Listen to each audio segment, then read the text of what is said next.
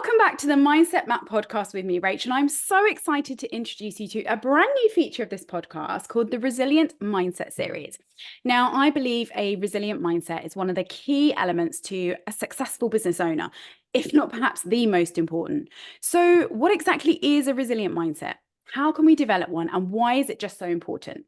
Now, in this series of podcast episodes, each month, I'm going to be interviewing a truly inspiring female business owner who has overcome adversity, managed failures, dealt with grief, heartbreak, disappointment, setbacks, but still standing, still working towards their goals, and if anything, are all the stronger for it. I defy you not to be inspired and uplifted by these women's stories, and I cannot wait to share them with you.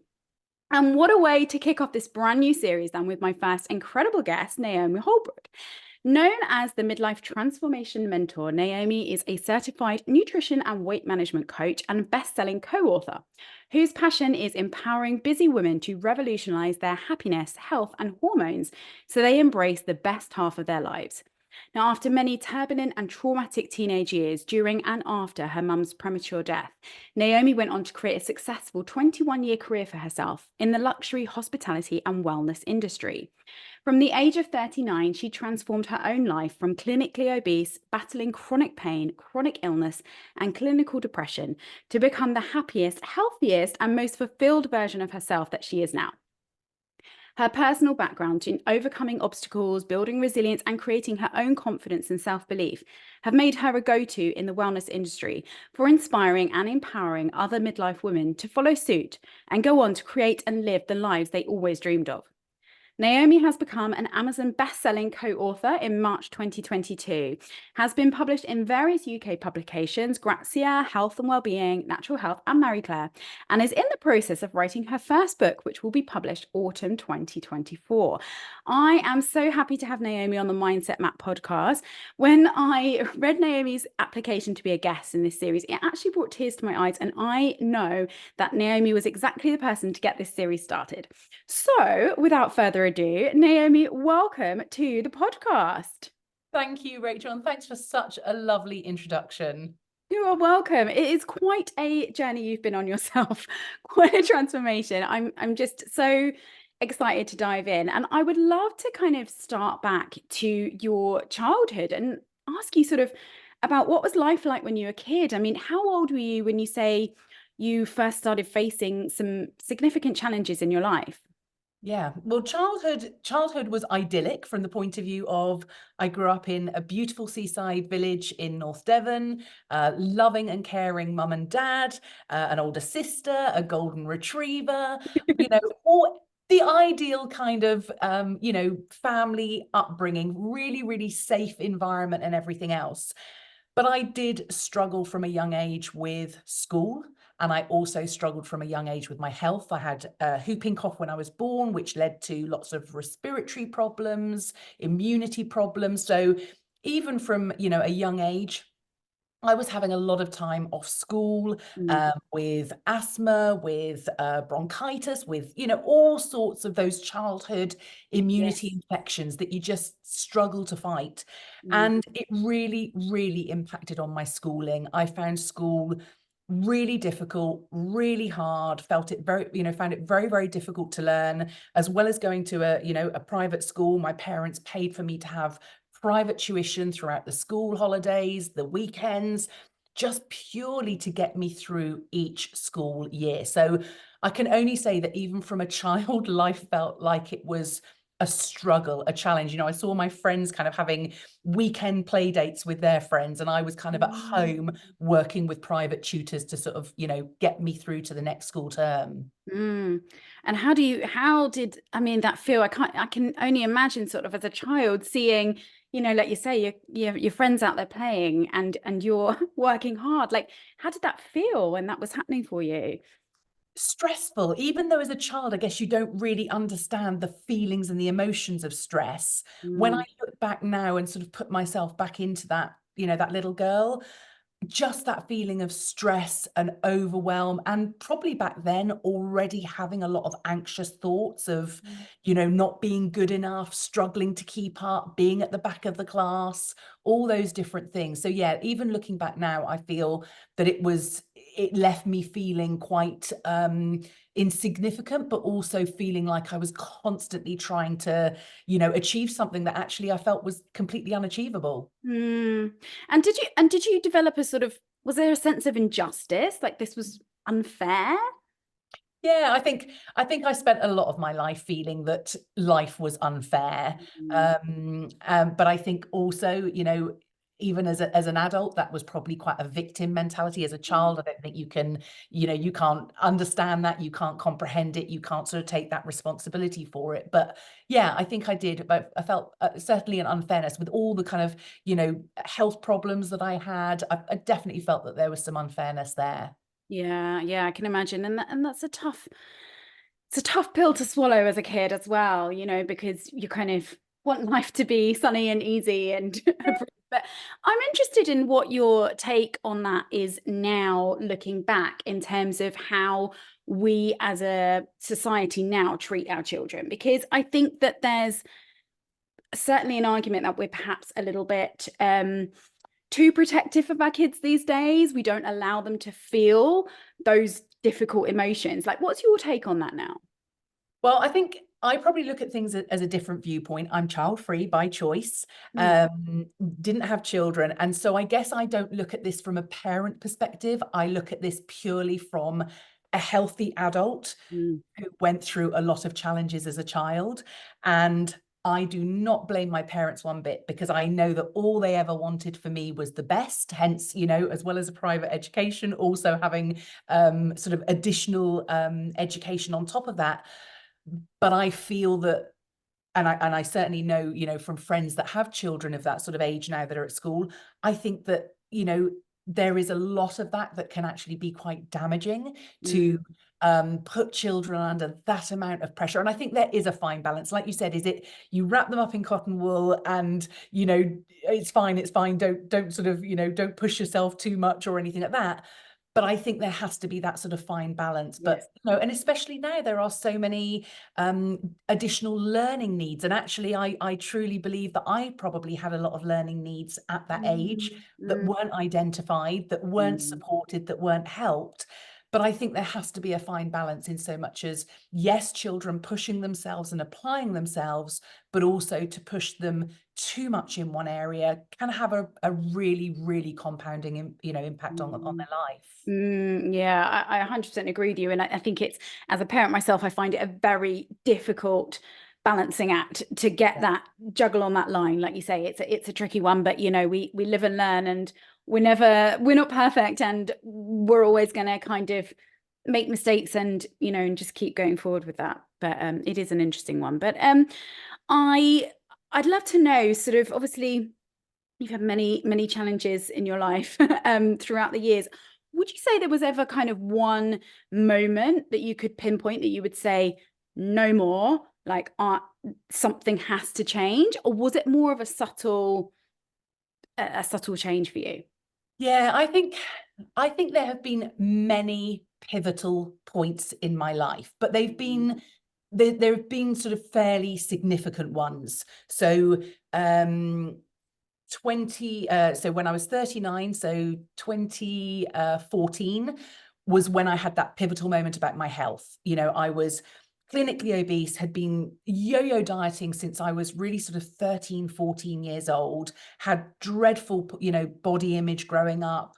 Mm, And at 39, I was so unhealthy and so unhappy. And that was my moment of my kind of health transformation. Enough is enough. I'm not going through another New Year's resolution of I will lose weight and I will this, that, and the other. And then I guess my other really huge one that's had the biggest impact on my life was 2016, when on the 8th of January, I walked out of my 21-year career. I didn't have a plan B. I'd resigned before the Christmas holiday because I had just got to a point where my mental health was at rock bottom. I had been covering up depression and panic attacks for so many years. It had just worn away at me. And I'd been in survival mode. If I'm honest, I'd Mm, probably been in survival mode since being a teenager, yeah. and 30 years of survival mode, whilst people saw on the outside this successful career woman, this independent, kind of single woman who'd, bought her own home and done all these things on her own. Inside, I felt absolutely on the edge, on the brink all the time. And so I think that was another huge moment in my life. The enough is enough. I cannot do this anymore. Something has to change. And it takes so much to break out of something like that, doesn't it?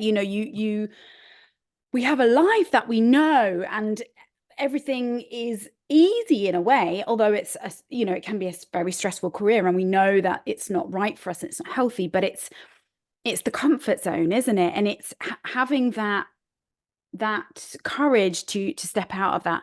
I think sometimes the courage comes out of desperation. I don't know if that's sort of how you experienced it. Oh, completely and utterly. You have just hit the nail on the head there. It was complete desperation. It was, if I don't do this, what is the alternative? And you're right. We're designed to be kept in our comfort zone. And, whilst a career might be stressful, you're thinking, gosh, yeah, I know, but there's, it's a good salary, and it's, I'm going to use that word safe. But of course, we Yeah. all found out in the pandemic that actually there is such Definitely thing as a safe. safe job or a safe career. Yeah. And there are no guarantees in life. And No.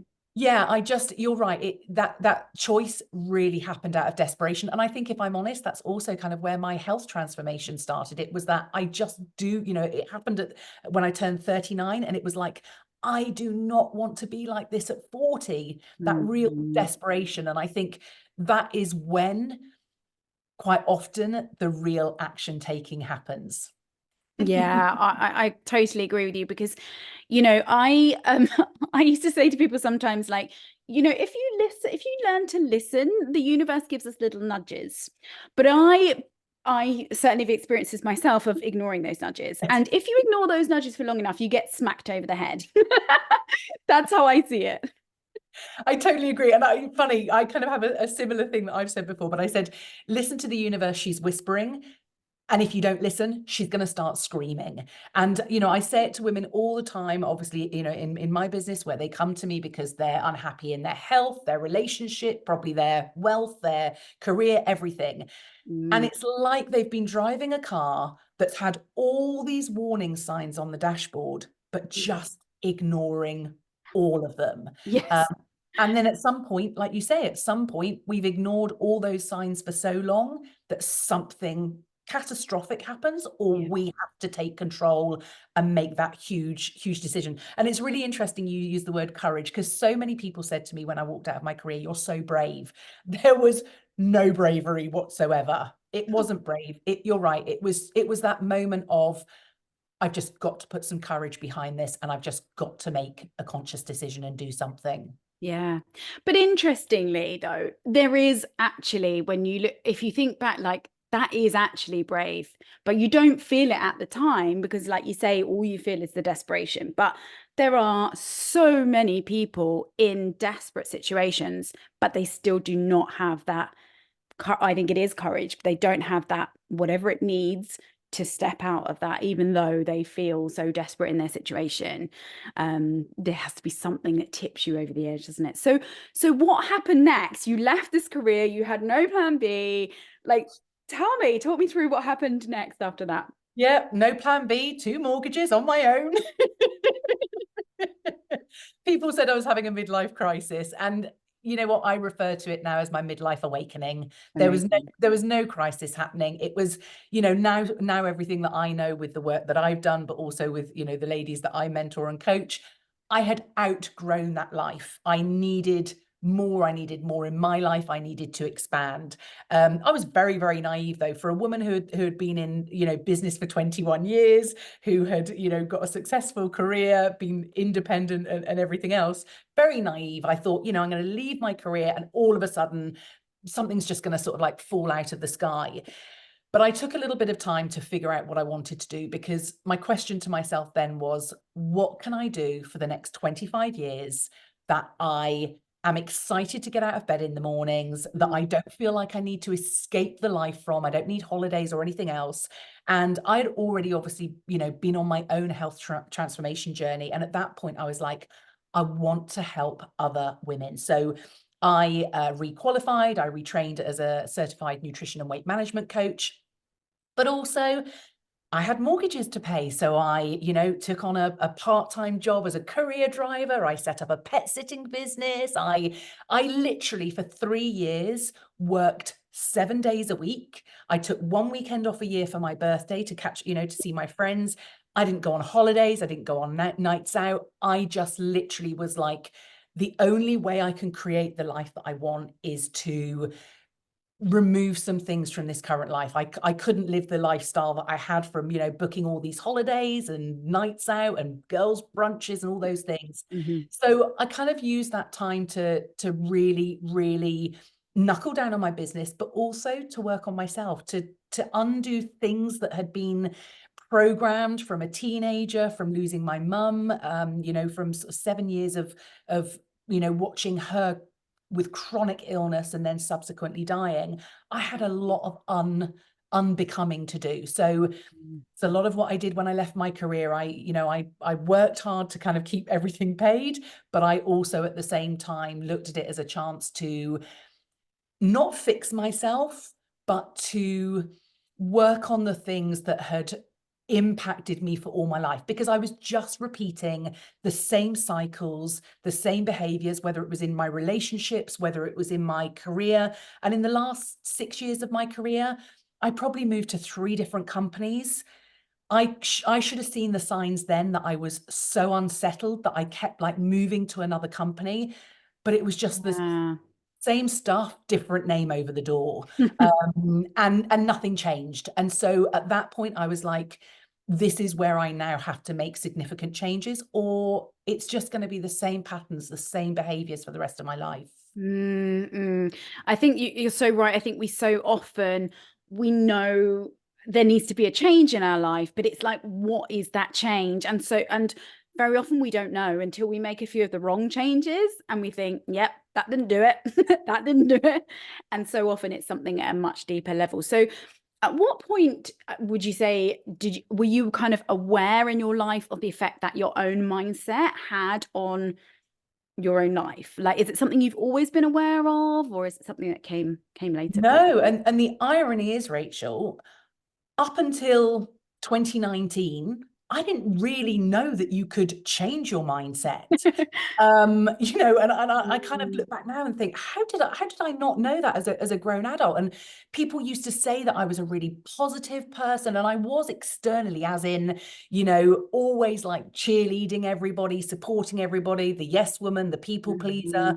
But internally, the conversation was different. I spoke to myself appallingly. The inner dialogue was destructive. It was self-sabotage, and it had been like that for years and years. 2016, I left my corporate career. 2019, I hired my first business mentor and coach, because like I said, I was naive. And for the first 3 years of, leaving corporate, I thought I was just going to rock up on LinkedIn, tell everybody I'd, retrained, and I was now this certified nutrition and weight management coach. And my inbox was just going to fill up, and it didn't. And I was like, what am I doing wrong? And it's when I reached out to my first business mentor and started a program, and that opened my eyes, because, there were things in there. And whilst I didn't necessarily learn a huge amount about starting my online business, I learned a huge amount about managing myself and starting to look at my beliefs and, money mindset and all those different things. And ironically, at the time that I started with my new business mentor, I also had what I describe as a nervous breakdown. It was my absolute lowest point in 28 years of sort of battling depression. And it actually happened on the 25th anniversary of my mum's death. And you said this a minute ago about how we sometimes know that we need change, but we either put it off because we think it's going to be so huge, or we don't know where to start. Yes. And I had put off dealing with trauma and unhealed grief and all those things for the best part of 28, 29 years because I was scared. I was scared of opening Pandora's box. I was scared of the unknown. I was scared of what I'd learn about myself. So 2019 was the year that I really started to learn and understand that you can change your mindset, you can change your identity, you can do all these things. And here we are, sort of coming up for, I guess, in the 5th year of that. And it's, it's still evolving. Sure. I'm still changing that mindset. I'm still, growing that and changing my identity. But yeah, up until 4 years, up until 2019, I didn't even know it was a thing that you could work on your mindset, that you could change those thoughts, change those beliefs that you've had for, 40 years and make that sort of shift. Yeah, and I think you're certainly not alone in that way. I think many people, and myself included, it was late to that party as well, of like suddenly realizing, oh my God, I can actually change this stuff. Or like you say, just not understanding why you're making the same mistakes again and again. Yes. Why are you stuck in these patterns of self-doubt, or these patterns of self-loathing and criticizing yourself, and all these patterns that we just accept and think that that's just what is happening for us, and that's our lot in life. And it isn't until you kind of open up to that possibility that, okay, we actually can change this. The thoughts that we have in our head become ideas, those ideas become things, and then those things become reality. And it all starts with just those little thoughts. And when we learn how to kind of change those thoughts, it has huge impact. But it's like you say, it's an ongoing process. And obviously it's a roller coaster life. I mean, certainly myself, obviously as a mindset coach, you would think I've got it figured. I don't. I still have days where I like beat myself up about something, and then I think, oh my God, I should know better than that. But that's You're right. We're a work in progress, and I'm really honest with my clients, and I share with them warts and all, because it's like I said to them, don't think that just because I am, who I am and I'm mentoring you, that I also don't have those challenges. And it's why I have, my own coaches, my mentors. It's why I still check in with my therapist from time to time with, just that kind of, if I know there is somebody, a professional who can support me, who can get me to where I want to faster, I'm going to go with them. And it's like I always say, you wouldn't service your own car. You wouldn't MOT your own car. It's the same with this up here. It's a complex, machine. It's a complex tool. And sometimes you need somebody to help you to just, figure a few things out. And you're right. We don't have it all. We don't have it all under control. We still have those moments of lack of belief, of, self-doubt. But as I always say, everybody, even the most successful business people in the world, as long as they're being honest, they will still admit to you that they still have those moments of self-doubt. The difference is what they do, whether they step into the fear or whether they run away from the fear. You're 100% right. And I think that so often what we experience when we worry about stuff, and the fear is always, 99.999 times, it is so much worse than the reality. Yeah. And it's a case of being able to learn how to go, okay, I'm just going to have to step into this fear, because actually it's not going to be as bad as I think. Yeah. And when you've got the evidence, I used to catastrophize over everything, every little thing, overthink it. Oh my gosh, the worst that's going to happen, fear of the unknown. And one thing I always say to my clients is, you need evidence. You need evidence that when you do step into that fear, when you do step out of your comfort zone, when you do take that courageous action, you have proof that you achieved it. And then the next time you go to do it, just go back and remember that in your mind. Remember that feeling, remember that emotion, and remember that when you take the action, you get rewarded from it. But it's like anything, the more you practice it, the more you train that muscle, yes, easier it becomes. Absolutely, absolutely. And and it is a muscle, and it is something that we have to just keep at.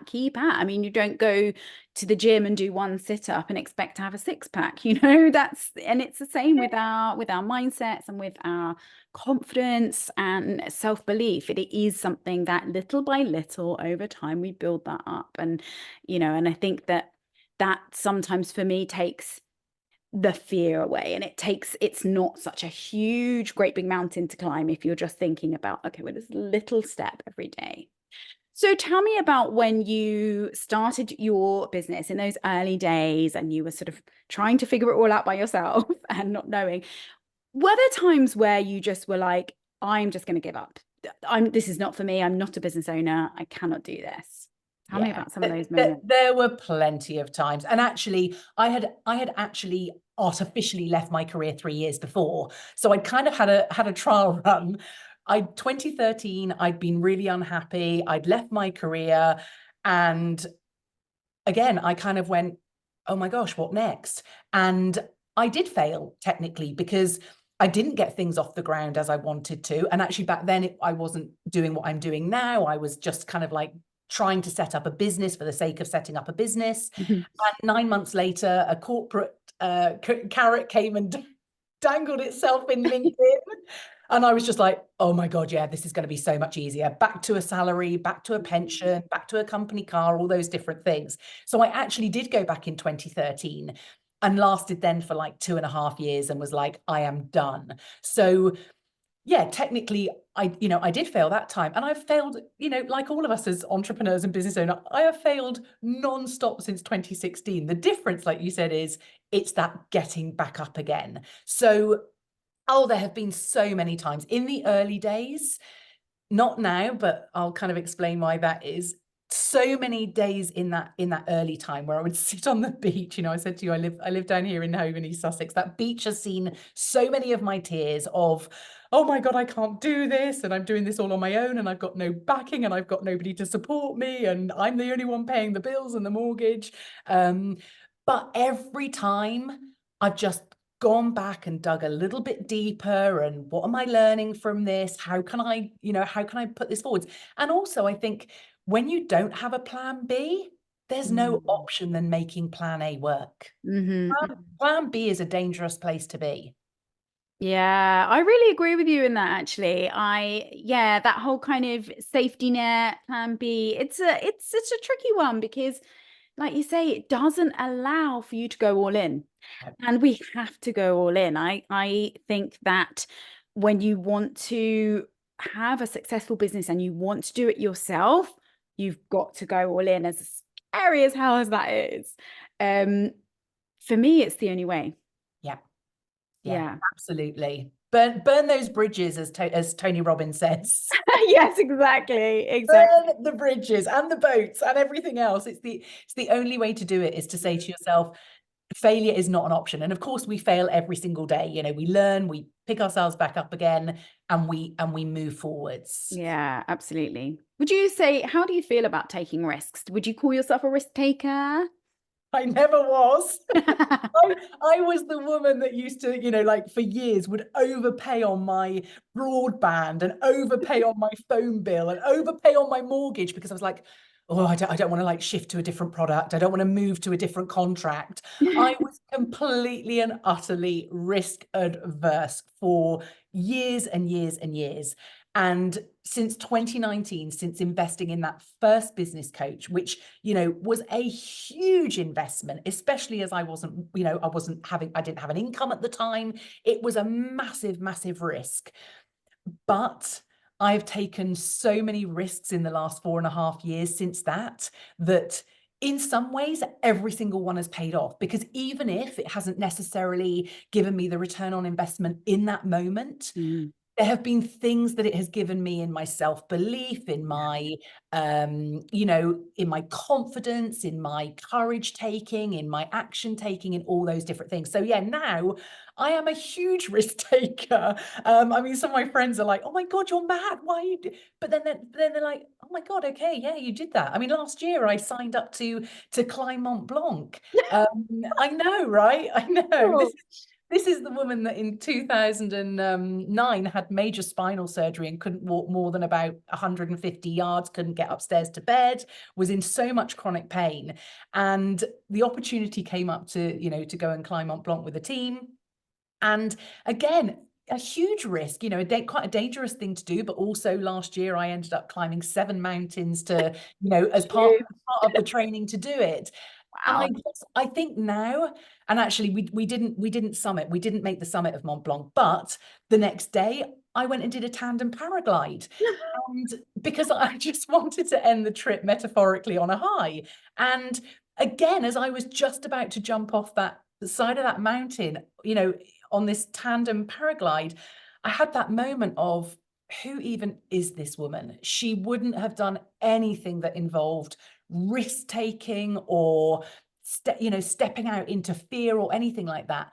But every time I've done it, more confidence has come, more belief in myself has come, all those different things. So I think now maybe I'm not going to use the word addiction, but I thrive on the fear. I thrive on the stepping out of my comfort zone. I thrive on taking calculated risks, not stupid risks, but I know that you've got to take huge action sometimes for things to pay off.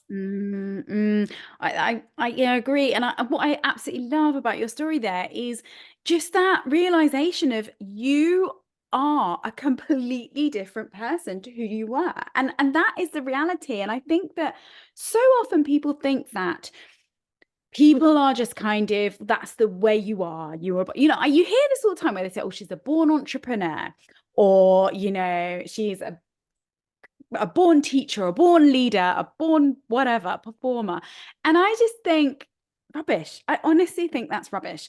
I think it's circumstance, it's learning, it's education, it's self-confidence, self-belief, and all of those things are movable parts, right? So there's nothing there that is fixed. You don't feel confident, you can learn to be more confident. You have self-doubt, you can learn to have self-belief.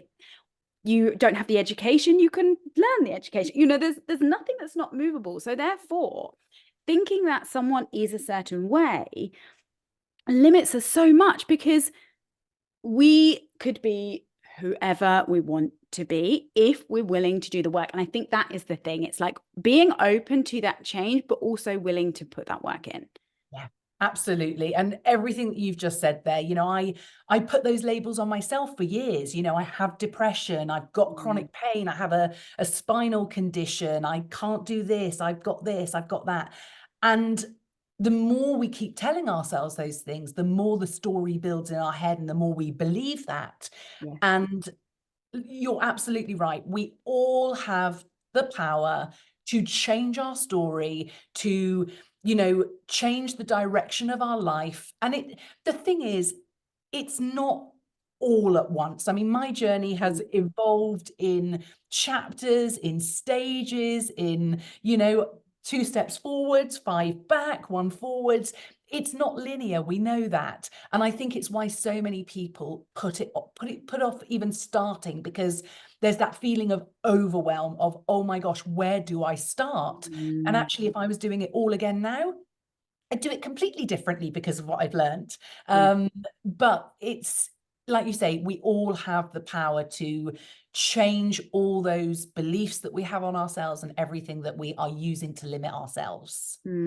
Absolutely, absolutely. And it just makes it's just that possibility. I think just that feeling of that change is possible, and change is possible for me, is such a big moment for a lot of people that I would just love more women to get to.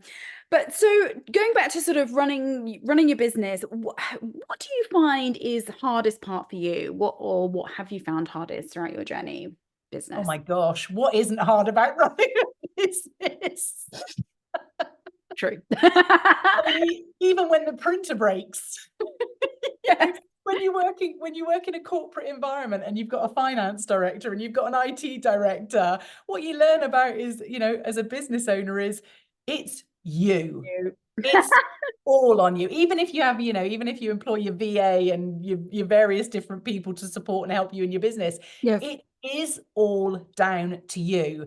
I Mm. think personal responsibility is probably the biggest lesson. And also the ability to say, I am the one that's preventing, this from happening, or I am the one that's blocking this growth or preventing myself from getting to this stage in my business. And I would say that, all of it, all the logistical side, the juggling, the midlife mayhem, the relocating your 90-year-old father whilst running a business and helping to manage his life and adapt him into a new community, all of that is challenging.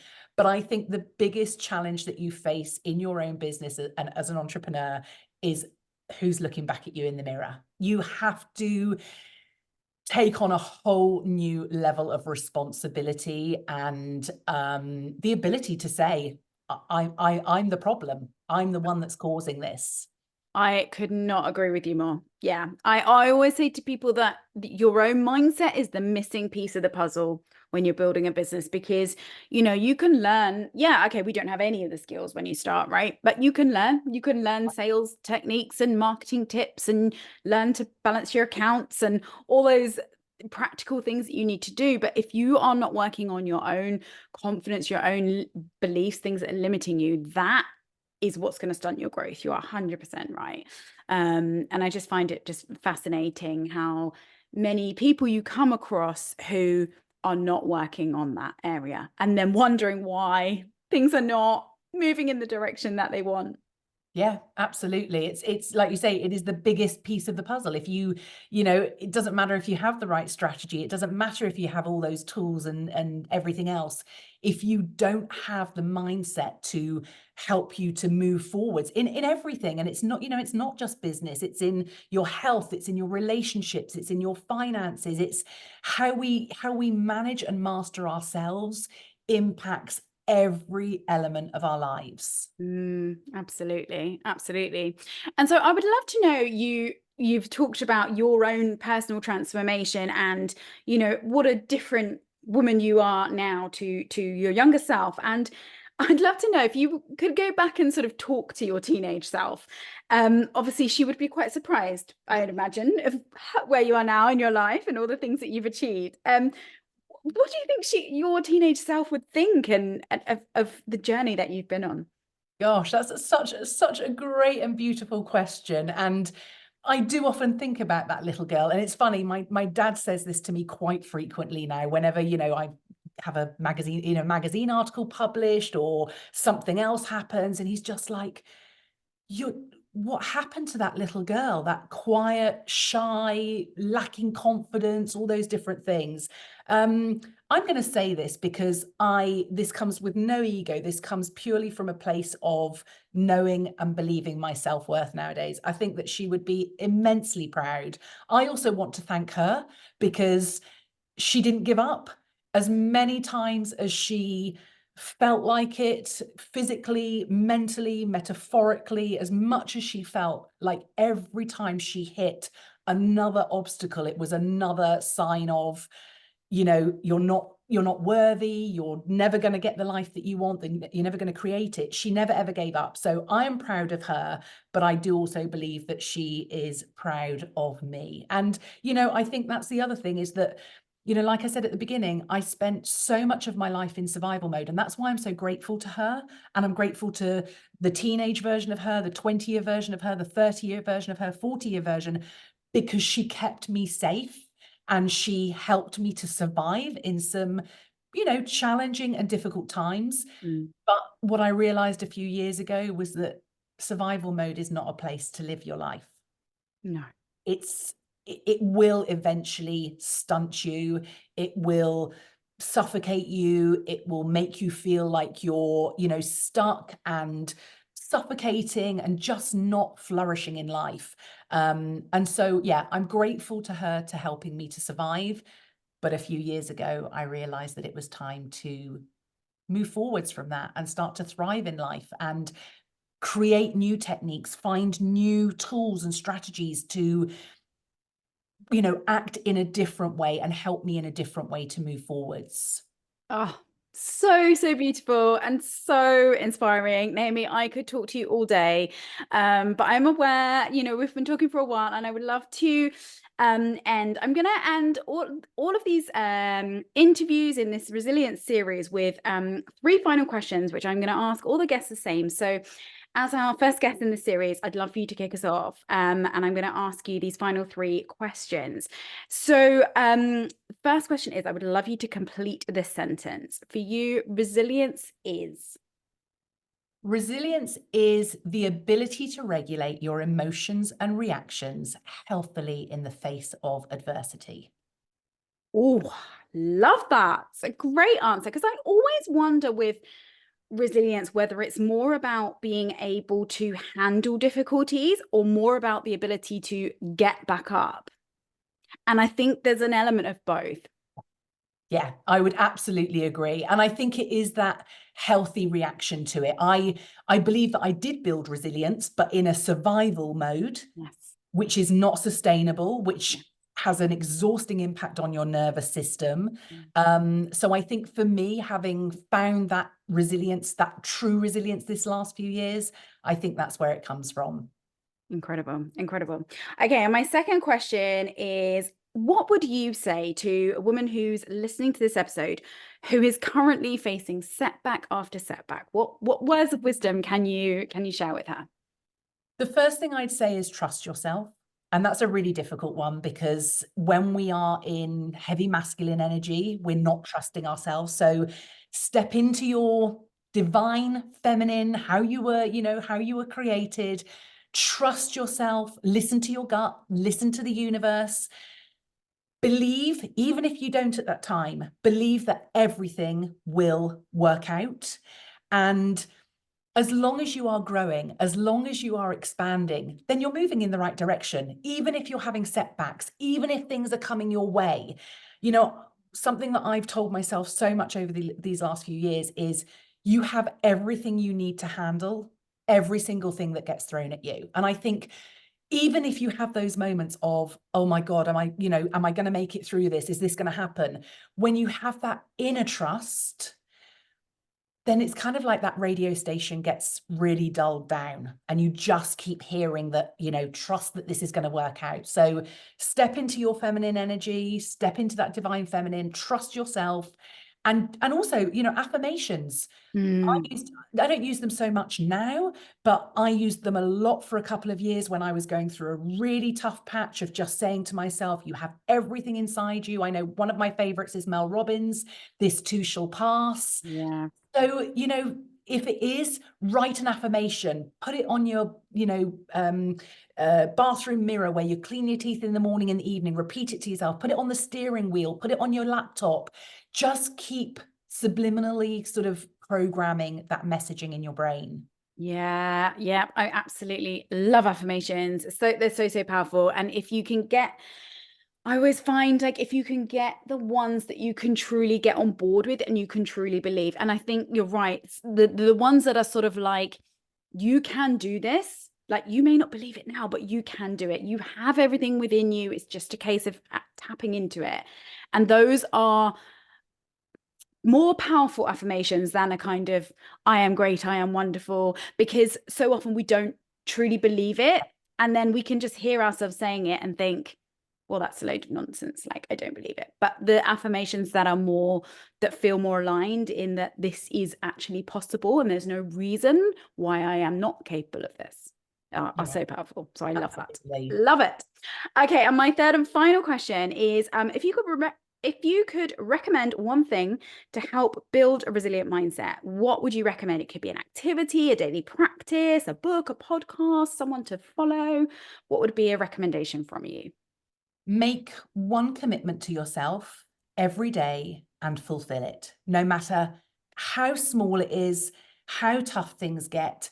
That one commitment, and it's something I talk to my clients about so frequently, that even when we're having those tough times, if it is that you've made a commitment to yourself to get out and walk for 30 minutes every single day, or you've made a commitment to practice some gratitude, do it regardless of how you feel, regardless of what obstacles come your way, because I truly believe that that is where I have formed the self-belief, the confidence, and the resilience that I've got now. It's from doing the things that I said I would do, no matter how hard and tough things got.